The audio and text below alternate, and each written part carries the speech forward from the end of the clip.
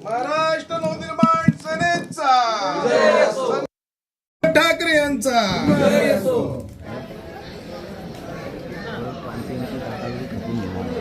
सांगितलं मला बोलायला पाहिजे.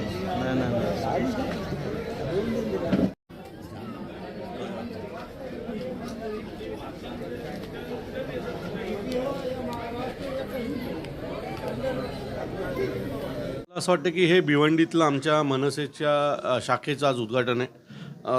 एक गोष्ट प्रामुख्याने पाहिलं पाहिजे की पराभवानंतर देखील आमची लोकं ही लोकांच्या सेवेसाठी नेहमी तत्पर आहेत आणि लोकसेवेसाठी लोकांचे अनेक प्रश्न सोडवण्यासाठी आज पुन्हा एका नवीन मनसेच्या शाखेचं उद्घाटन आज भिवंडी येथे करण्यात आलेलं आहे. आम्ही जे काही मराठी माणसांसाठी गोरगरीब लोकांसाठी करता येईल ते करण्याचा प्रयत्न करतो आहे. आम्ही हे विविध कार्यालय ओपन करून सुरू करून जेवढ्या लोकांना त्यांचे अडचणीतले प्रश्न असतील ते सोडवण्याचा आमचा हा प्रयत्न आहे. आणि मागील अनेक दिवसापासून जो मराठीचा वाद पेटलेला आहे तो मला असं वाटतं की हा विषय फक्त शहरी भागापुरता नाही आहे तर ग्रामीण भागात देखील आता याची झळ पोचायला लागलेली आहे. सत्ता परिवर्तन झाल्याच्या नंतर अनेक ठिकाणी एक गोष्ट प्रामुख्याने दिसते की बाहेरून आलेल्या परप्रांतीयांचा माज हा पुन्हा एकदा वाढत चाललेला आहे.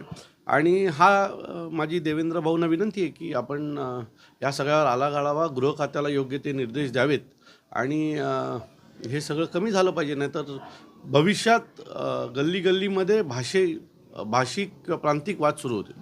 आमच्या महाराष्ट्र सैनिकांनी जो ऑब्जेक्शन घेतलेला आहे तो योग्य आहे. कारण ज्या माणसावर बलात्काराचे गुन्हे आहेत, ज्याच्या भावावर अनधिकृत धंदे सुरवण्याचा त्या भागामध्ये व्यवसाय चालवण्याचे गुन्हे आहेत, अशा माणसाचं जर नाव तुम्ही चौकाला देणार असाल तर मला असं वाटतं मग त्या भागातील येणारी तरुण पिढी घेणार काय नक्की? तुम्ही काय संदेश देण्याचा प्रयत्न करताय?